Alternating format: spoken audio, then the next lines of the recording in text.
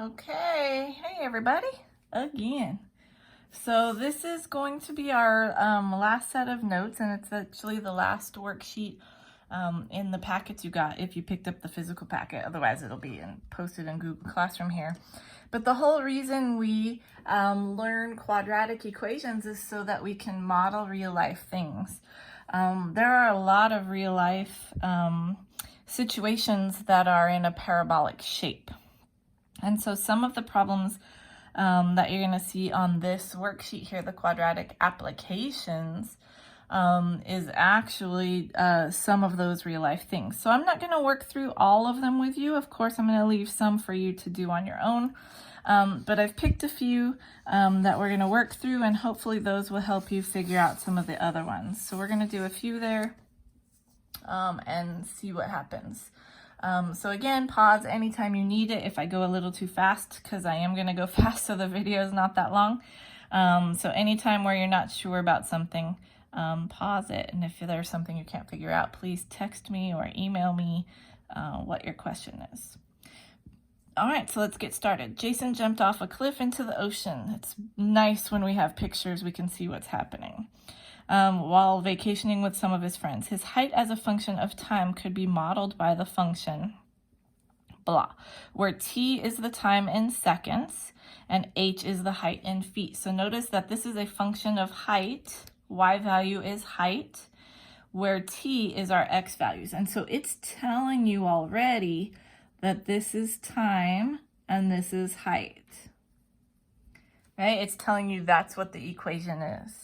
All right, how long did it take for Jason to reach his maximum height? Well, first of all, he's not just walking off the cliff. He is jumping a little bit, and then he's coming down.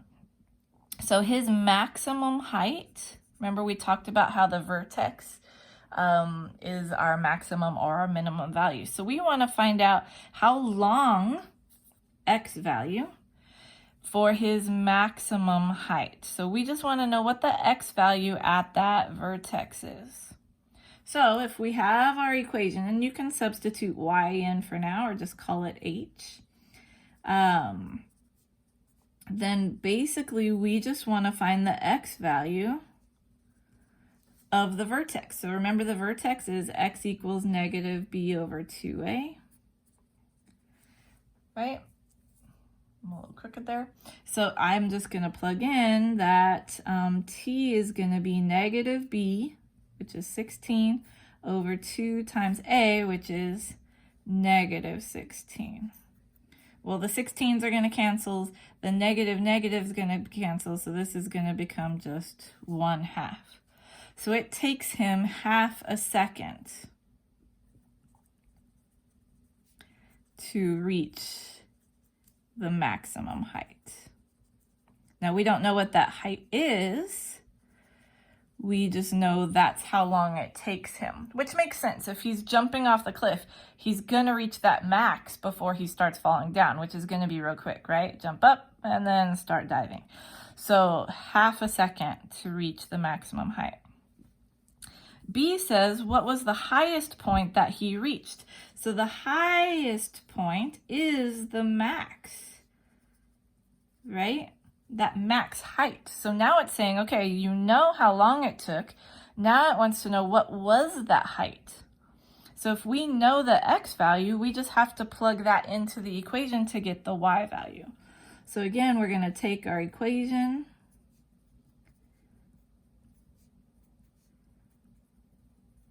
and we're going to plug in 0.5, or the 1/2, right?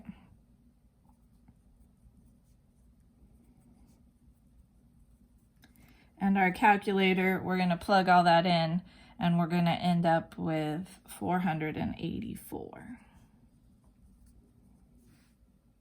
Right? So what was the highest point that he reached?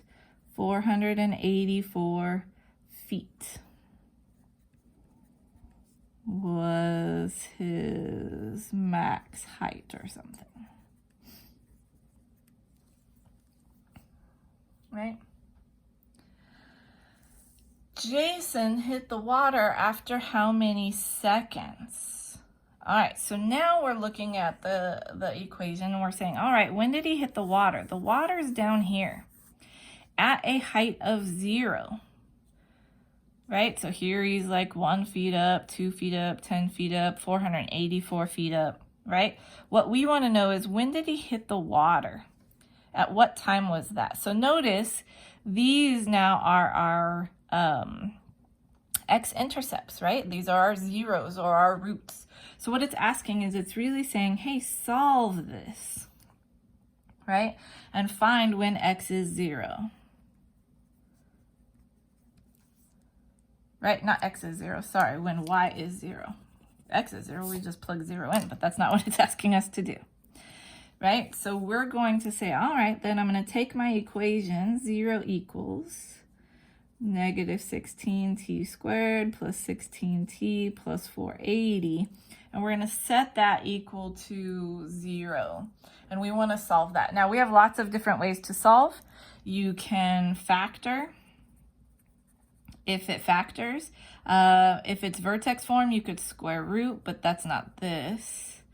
It might factor. We could use quadratic formula, right? And just plug it into the quadratic formula. I think this is actually going to factor, so I'm going to do that real quick because it is faster if you are fast at factoring. If you are not fast at factoring, then the quadratic formula might be faster. So first thing I'm going to do is I notice 16, 16, and 48 has a 16. So I'm going to take out negative 16. That's going to leave me t squared minus t, and then let's see, 480 divided by 16. 48 times, or 16 times 3 is 48, so that's going to be 30. So minus 30. And notice I did take out the negative, right? So that means negative 16t squared, negative, negative becomes the positive, negative, negative becomes the positive. And now I want to factor this. So t times t, 30. To get 1 is going to be 5 times 6. If I need it to be negative 1, my 6 needs to be negative, right? And so there's my factored form. Like I said, if that was too fast for you, that just means you haven't practiced factoring enough. Use the quadratic formula, you will get the same answers. So my zeros, remember, are going to come from this. If t minus 6 equals 0, then t has to be 6. If t plus 5 equals 0, then t has to be negative 5. And so now I'm going to look back at my question here. Jason hit the water after how many seconds? Well, negative 5 seconds is not really a thing. So we're going to ignore that answer. That's going to be like if he was back climbing up the rock or whatever at that same rate. So we're going to ignore that answer and we're going to just go with 6 seconds. And so he hit the water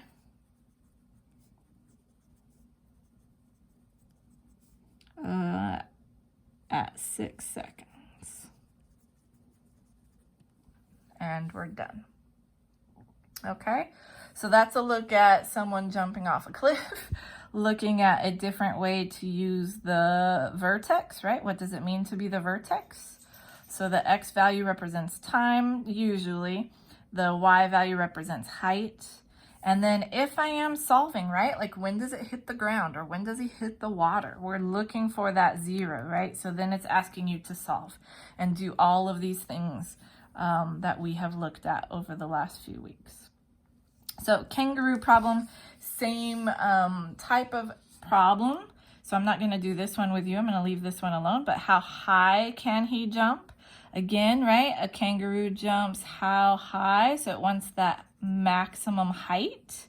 And then how far can it jump? So it's actually asking you between the two x values, right? So you're going to have to do some adding, right, to that. If I start here and I end here, how far is that? Okay, so make sure you're answering the question using the information you know. All right, let's go ahead and look at number 3. Am I tall enough to dunk a basketball? or not tall enough, but can I jump high enough rather? So you are trying to dunk a basketball. You need to jump 2.5 feet in the air to dunk the ball. So here's what's happening. I like little pictures so that I can see what's going on. So here's my basket, right? If I'm here on the ground right now, I need to jump so that I am 2.5 feet in the air. So I need this to be 2.5 feet. Right? So basically what's happening is I'm going to jump in a parabola, right? That's what we do. And I want to see, can my max, right, be 2.5 feet? So the height that your feet are above the ground is given by the function, blah, blah, blah. What is the maximum height your feet will be above the ground? So this is the parabola I can jump in. I want to know the max height. So again, remember that time and height, right? So I'm looking for the y value here. So we're going to say h equals negative 16t squared plus 12t. I want to find the x value so that I can plug it into the equation and get the y value. So remember that my x value, or t, is going to be negative b over 2a. So negative 12 over 2 times negative 16. So that's going to be 3/8. And then this is how long it's going to take me to get to my max height. So in 3/8 seconds I will get there.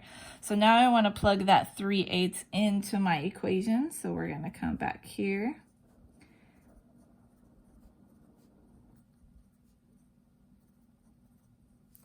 And that's going to give me 2.25 feet.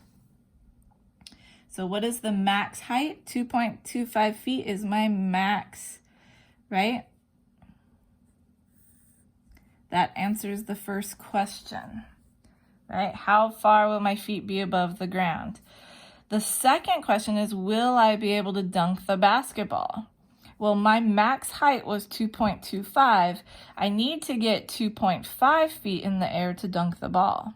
So sadly, 2.25 is less than that. So no, I cannot dunk, sadly.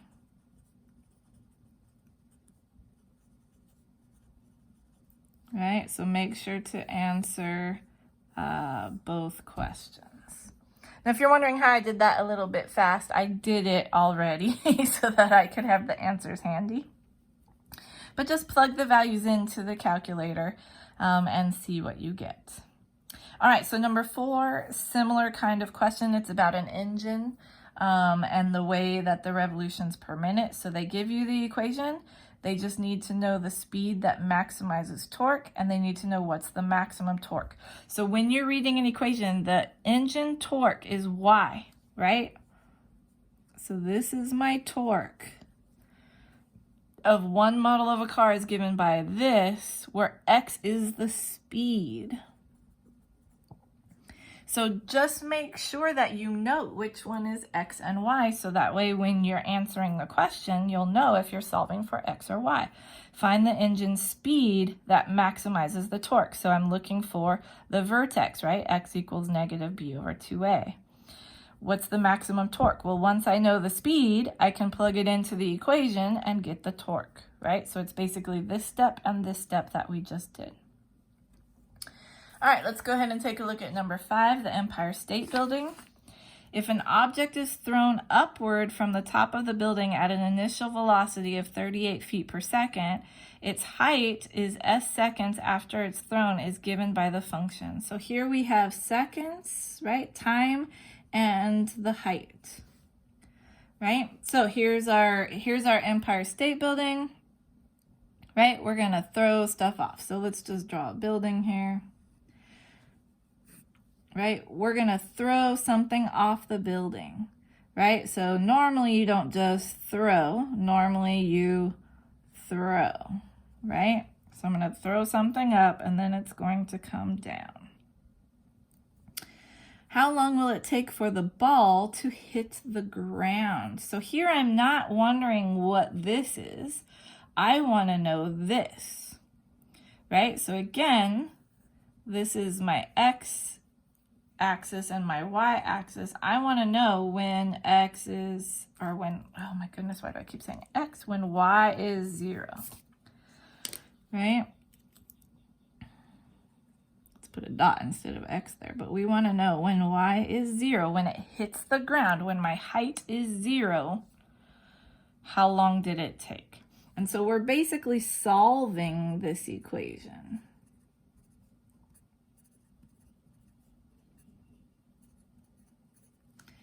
Right?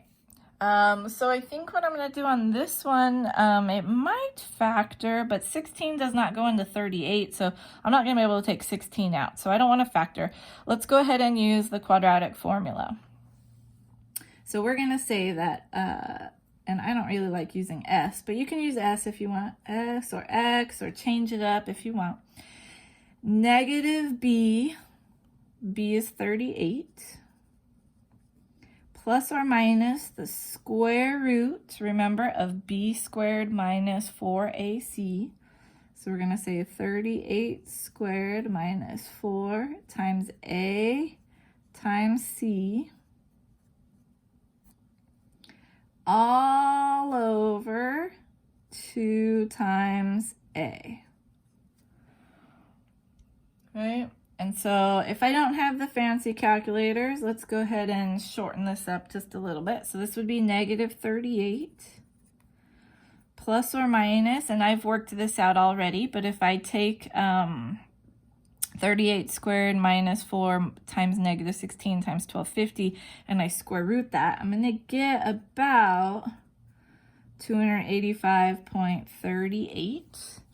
And we don't want to leave it in root form because we're actually talking about practical problems here. I don't want to say 4 root 25 because no one knows what that is. We actually want to use decimals here. So go ahead and get the decimal values.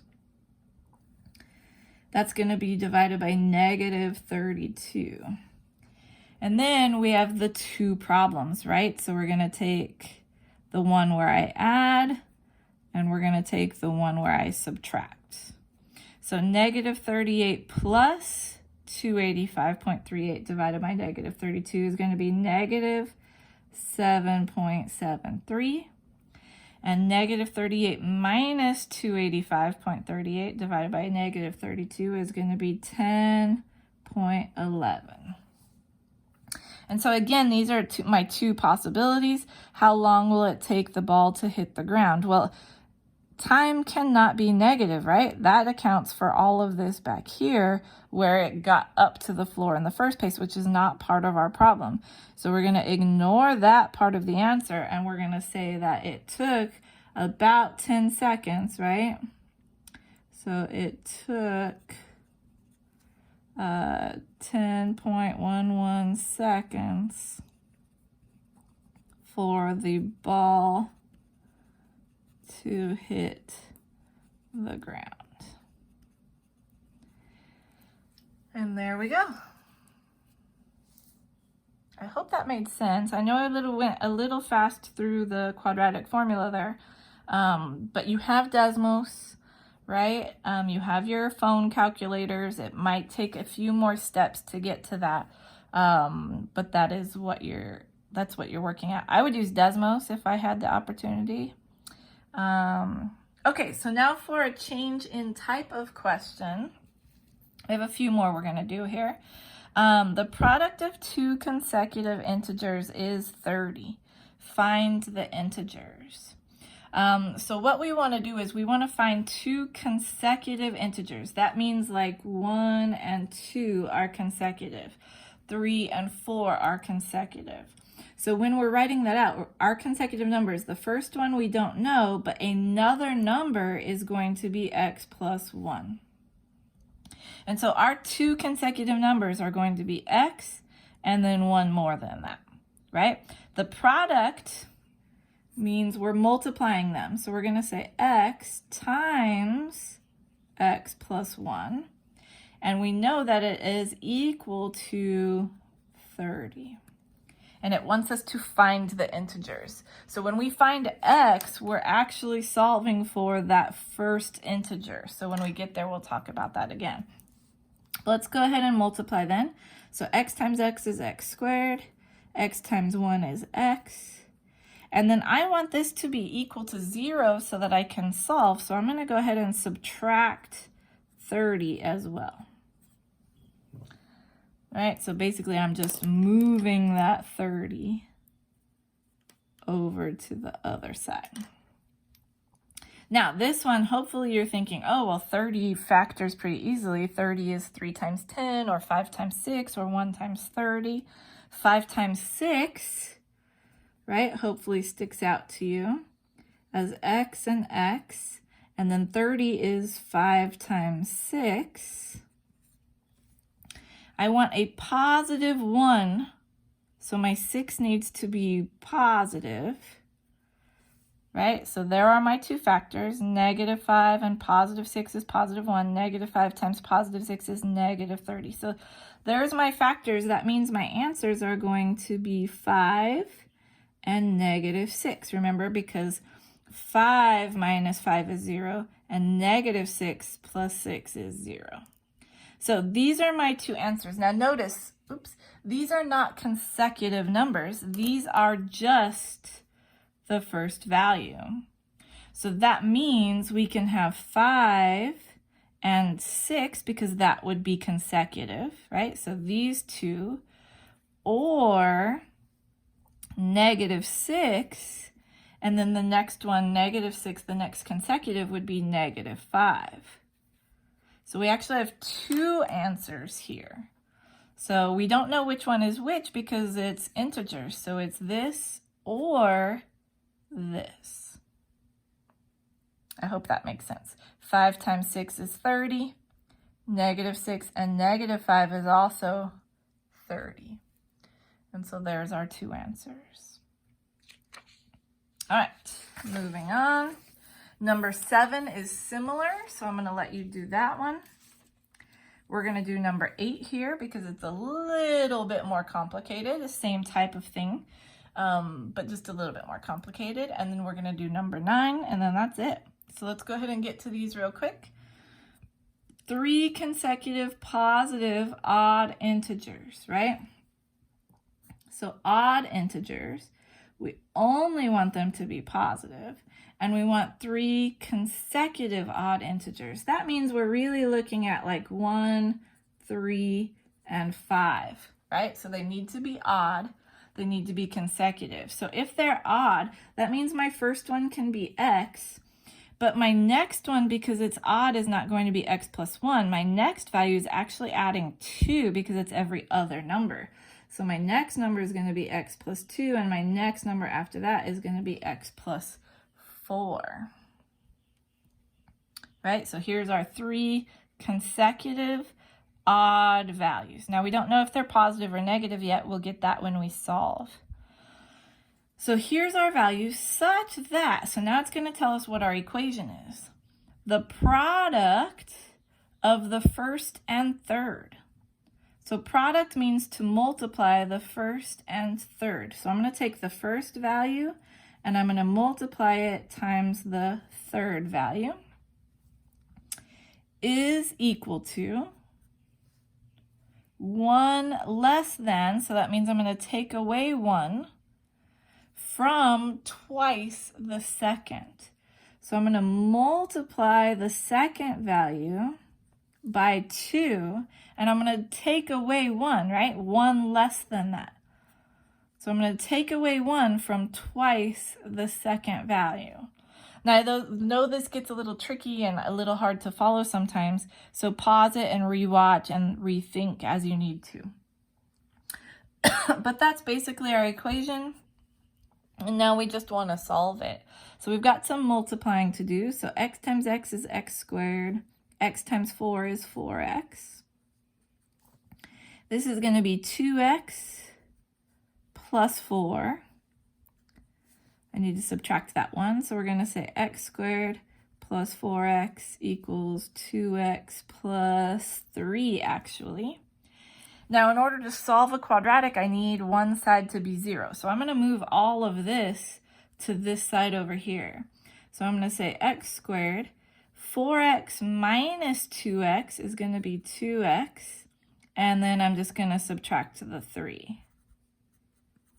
Right? So if that was a little hard to follow, I subtracted 2x. Right? And I'm subtracting 3. Right? So this side can go away. And so now there's my equation. Again, this one, we're lucky, it factors. So I'm going to go ahead and factor that. If you, again, don't know how to factor, use the quadratic formula. You get the same answers, it just requires a little extra work. 3 is going to be 3 and 1. I want it to be positive 2, so I need my 3 to be positive. So my x values are going to be negative 3 or positive 1. Now, here's where we go back and say, okay, what did it want? Find 3 consecutive positive odd integers. So positive says, hey, we don't want this negative value. We want them to be positive. So actually, we had the answer when I was explaining what consecutive odd integers were.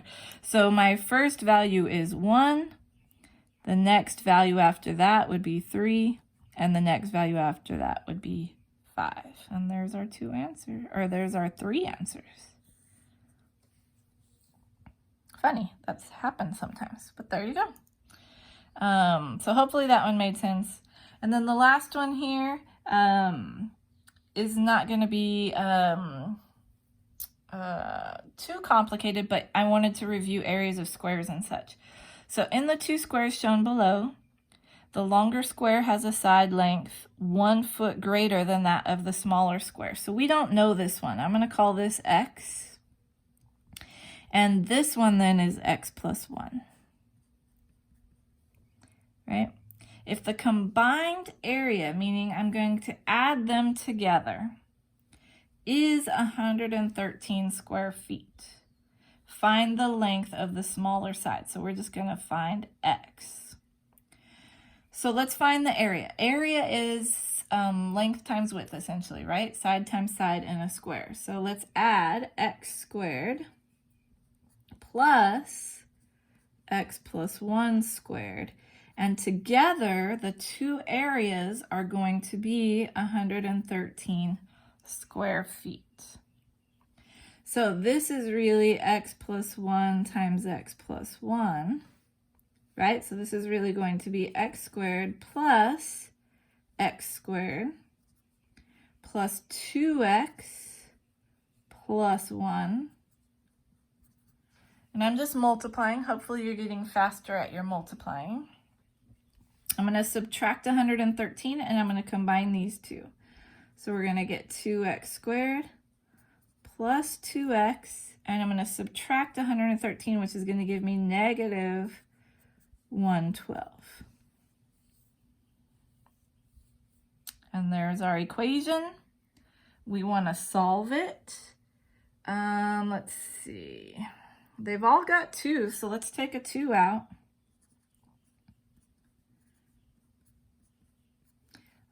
What's that? 55, 56? Oh, that'll be perfect.